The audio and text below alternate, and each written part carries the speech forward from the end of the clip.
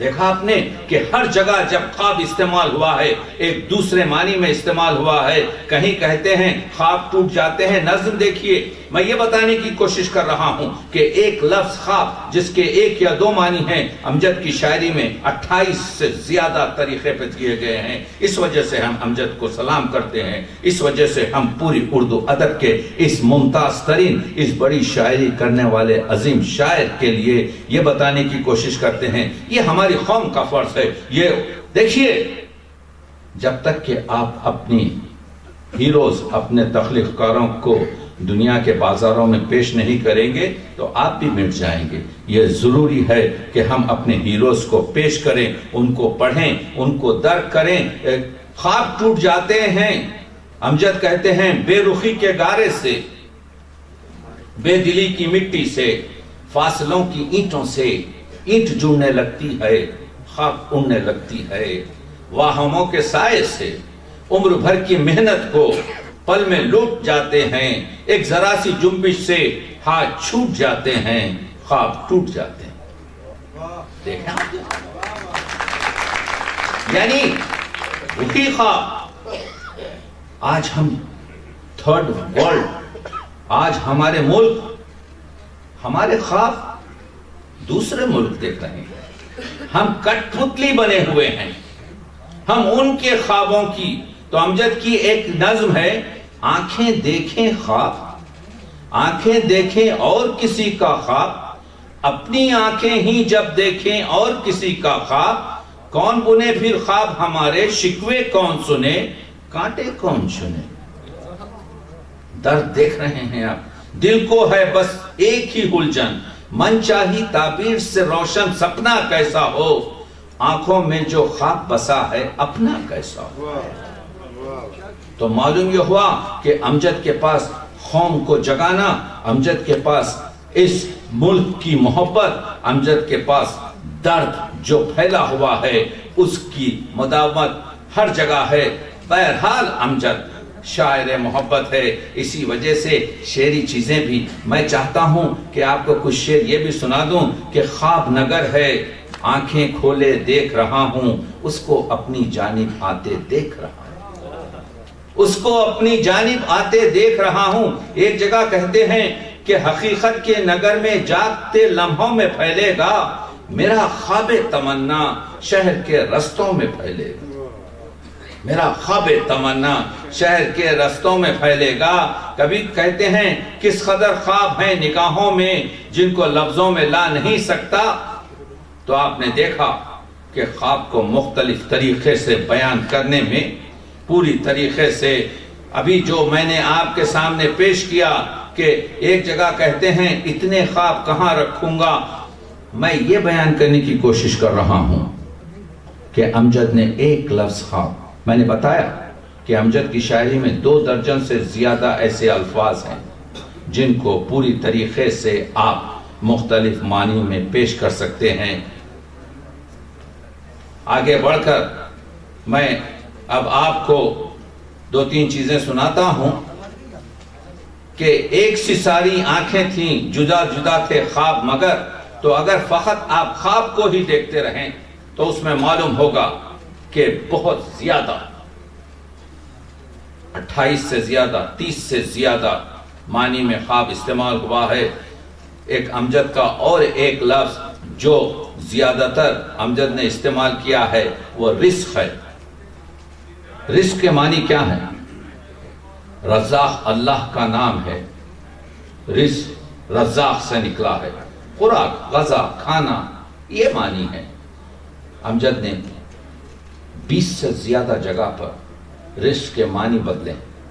کہیں کہتے ہیں رزق غنچہ، رزق خاک، رزق پائے باد، رزق اجل، رزق کا فنا، کہیں غریب کا رزق. ایک شعر لیتے جائیے آج کی محفل سے، یادگار محفل ہے.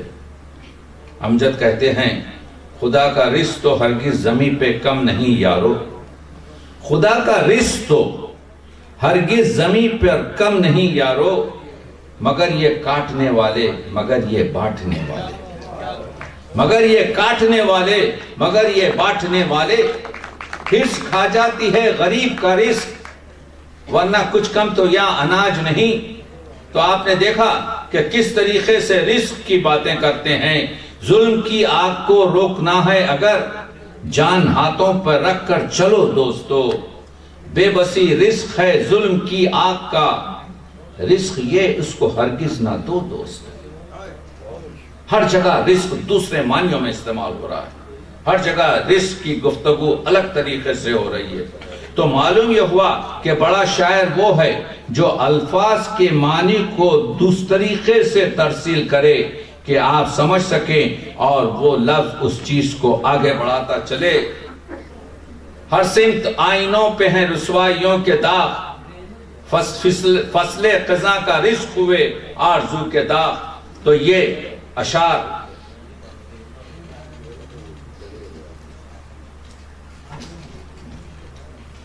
बहुत जल्द 3-4 मिनट में अपनी आपकी ज़हमत को तमाम करूंगा।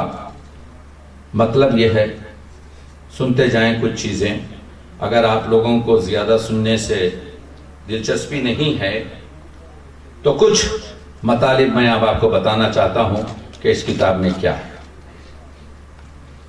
इस किताब को अगर आप पढ़ें, अमजद को तो आप मुशायरों में सुनते ही रहते हैं, लेकिन अमजद की जो शायरी की अजमत है उसको दर्क कीजिए। जिंदा कौमों का शऊर यह है कि अगर तख्लीक़कार की उस हद तक ना पहुंच सके तो कम से कम अपने मबलग़े इल्म को बढ़ाने की कोशिश कीजिए, ताकि आपका भी शुमार कुछ पढ़े लिखों में हो सके और आपका भी शुमार उन मनाजिल तक हो सके जो शायर आपको पहुंचाना चाह रहा है। हमदिया मज़ामीन देखिए कि कुन फयकुन के तजस्सुस के बारे में आपका शायर क्या कह रहा है। नातिया मसाइल की गुफ्तगू अमजद की शायरी में ढूंढिए। रबीउल अव्वल का महीना है तो आपको मालूम होगा कि इस शायर ने 40 से ज्यादा नातें कही हैं, और मैंने हिसाब किया है कि 30 से ज्यादा हदीस और कुरानी आयात को बिल्कुल आसान लफ्जों में शेरी तरीके पे डाला।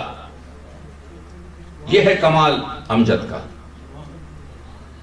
अमजद की शायरी से आशनाई, अमजद के पास साइंसी मसाइल हैं। अमजद के पास आप देख रहे हैं कि आजकल के ग्लोबल विलेज के और 21वीं सदी के मसाइल इतने हैं कि आपके जहन को उस इर्तिका पे ले जाते हैं जिसकी जरूरत है। ये शेर लेते जाइए, 2-3 शेरों पे अपनी गुफ्तगू तमाम करूंगा। उस हरफ कुन की एक अमानत है मेरे पास। मैं अभी जिक्र कर रहा था कुन फयकुन। उस हरफ कुन की एक अमानत है मेरे पास, लेकिन ये कायनात मुझे बोलने तो दे। है कोई ऐसा शेर जो पेश कर सके?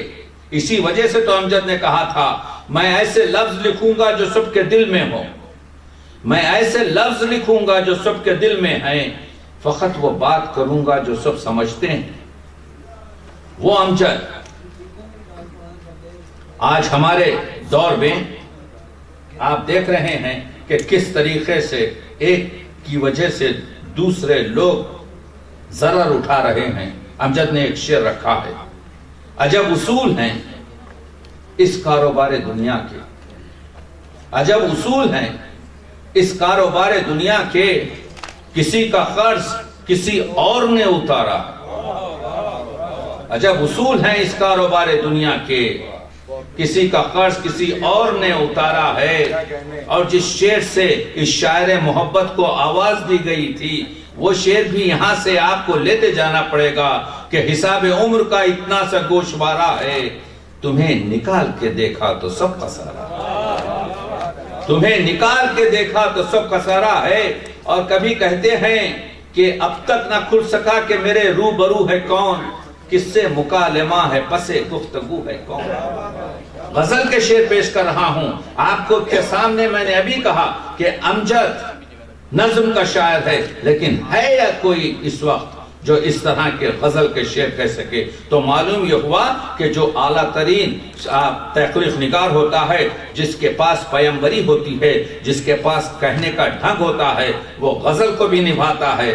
غزل میں جو ہے تغزل بھر دیتا ہے. وہ نظم کے مصروں کو میں بھی تغزل اس طرح سے بھرتا ہے کہ کہتے ہیں ہر مسافت کی دوری کا سمٹاؤ ہے، جو بھی کچھ ہے محبت کا پھیلاؤ ہے. جو بھی کچھ ہے محبت کا پھیلاؤ ہے.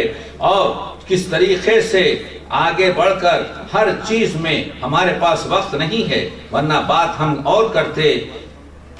بہت سی ایک ٹہنی کے پھول ہیں دونوں، یہ شعر لیتے جائیے. ایک ٹہنی کے پھول ہیں دونوں، موت اور زندگی میں ناتا ہے. موت اور زندگی میں ناتا ہے. موت ہی زندگی کی دشمن ہے، موت ہی زندگی بچاتی ہے. موت ہی زندگی بچاتی ہے.